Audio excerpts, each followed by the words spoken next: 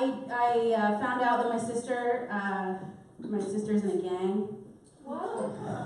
And she told me that I could join this gang and that all I had to do was spend $1,800. But that wasn't my first response. Like, my first reaction to her telling me she was in a gang was, what? You're not cool enough to be in a gang. And my second thought was, you're not cool enough to be in a gang. And she said I could join the gang. All I had to do was spend $1,800 on a Vespa. My sister is in a scooter gang. Can you imagine? Just picture it. You know, you see a group of like 30 women riding down the street on what I'm assuming are like blue scooters to the Joanne fabrics, right? If they don't have the right knitting needles, we riot. We're gonna go to Michael's. We're gonna make some motherfudging memory boxes. And if they don't have what we want, we rage by calling corporate. She's always trying to get me in trouble. And now she's pregnant, so she's being invasive for two. She asked me if I was dating anybody, and I was like, oh, at the time, no, not really. I said, I'm seeing a few people, and she said, oh, can I see some pictures? And so I sent her pictures, and she goes, oh, that's not what I was expecting. That's her. That's not what I was expecting. And I'm like, what do you mean? She goes, well, my default setting for you is grunge. I'm not sure what exactly about my look says grunge. My look clearly says use me. And don't tell me you have a girlfriend for 1.5 years. My sister also used to live in Southern California, and she hated it. She hated it because she lived in San Diego, where there's all sorts of beautiful people, and she always felt like they were judging her. She wasn't pretty enough, thin enough. They were always, she said that they were always, out to brunch, drinking, spending their husband's money, that they were lazy, bleach blonde, Botoxed up. And I was like, oh, they're not judging you because you're not good enough. They're judging you because you're a judgmental bitch.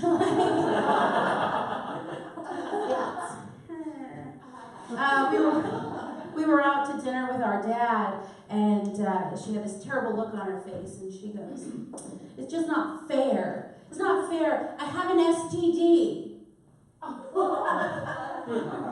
And she goes, it's just not fair. Erin's the slutty one. It was true. But don't tell Dad. Blowing up my spot here, I had a friend call me not too long ago, and he goes, Erin, I realized that women are not as pretty as I thought that they were. And I was like, what? Who are you to judge? First of all, who are you to judge anything about a woman's looks? And secondly, he said, well, it's because I've been watching a lot of contouring videos on YouTube. And I was like, oh, crap. Ladies, he knows our secret. We have to kill him. Yeah. And for those of you that don't know what contouring is, it's when your girlfriend or your sister or the woman in your life walks into the room as one person and walks out with a completely new face. That's what contouring is. Also, most of my sentences begin with I was listening to NPR and a couple people. And my favorite program on NPR is Marketplace. Marketplace that was either really exciting for Marketplace or just a party foul. So my favorite show is Marketplace. And it's about money, how to spend your money, what to do with your money. I have no money. And they say that if you have no money, the best way to make it is to put it in a long-term investment certificate and forget about it. you already know where I'm going with this. But when you are as broke as I am, you do not conveniently forget about any money. You can tune in every day at 3 and 6:30 and see what other bad advice they give to poor people.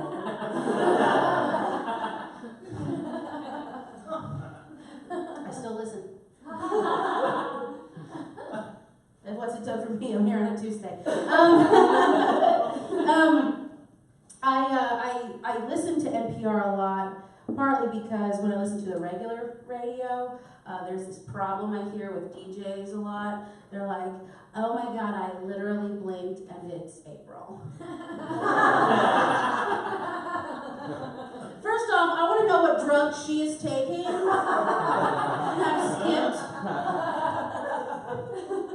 And I've skipped the election to now. Like, I want those drugs. And no, bitch, you went through every single shitty day just like the rest of us. Or where are the drugs? Give me the drugs. I also went to, it's very hot in here. Does anybody else feel like it's really hot? Yeah. Okay, it's not just me. Well, it could be me. I don't know, because I went to the doctor because I have these like terrible hot flashes. And she goes, oh, you're suffering from a condition known as premenopause. It's a condition that's real and can start affecting women as early as their late 20s. Something to look forward to, right? And she said that the way to alleviate the symptoms is by having a child.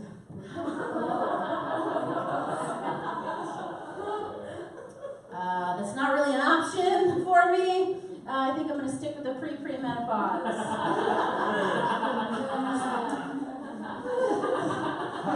That's me moonwalking into premenopause.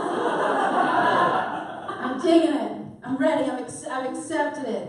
I've also accepted it because I have so many friends that are like on their third child, second marriage, fourth house. Like they're like living their life, you know, they're living the truth. And I don't even own my Honda Civic, you know? Like, and they keep asking me, they're like, well, when are you going to get married? When are you going to have kids? And I was like, no. And they said, well, you know, you're just missing out on the joy and pleasure of your own children. When they're your own, it's different. And I said, well, you're missing out on the joy and pleasure of a gangbang at 3 a.m. on a Wednesday.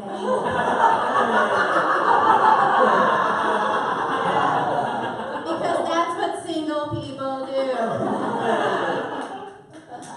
Living my truth. I was dating a magician. Hold. It's exactly whatever your response was. But I was excited. Things were great. He goes, I'm going to take you on vacation to Vegas. I was excited. I had never been to Vegas before.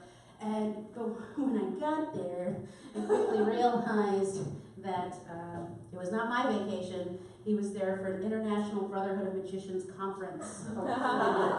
IBM. And you know, to make it up, well, I was alone for 4 days. That was my vacation. I was alone for 4 days. And he said, I want to make it up to you. I want to take you to dinner and a show. What show would you like to see? And I said, I want to see Britney. And he goes, why the hell do you want to see Britney? I was like, because it's Britney, bitch! I am a 32-year-old woman. Britney is everything.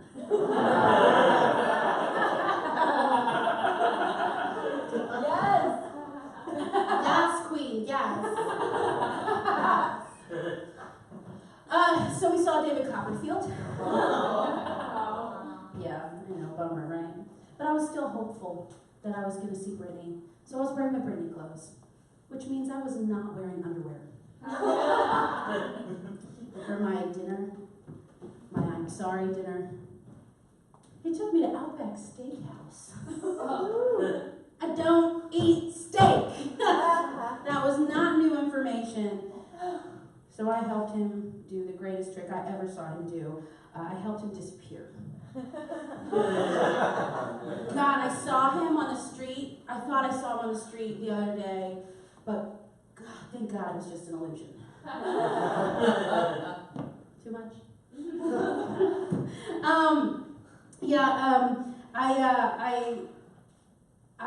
I'm really bad at this thing that you try and do in relationships.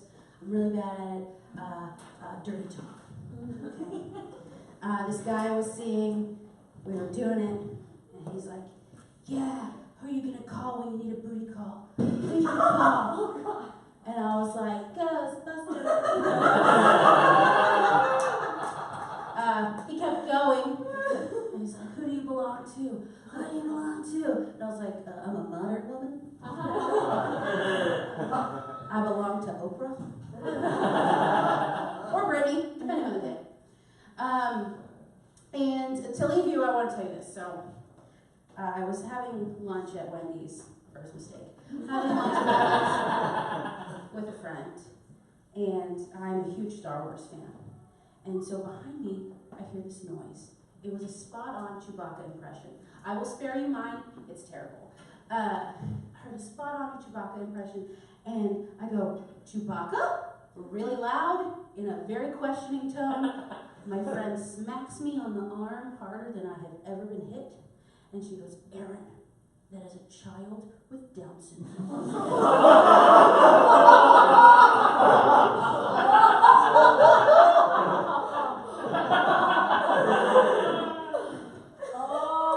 And that was the third fastest time I ever snuck out of Wendy's.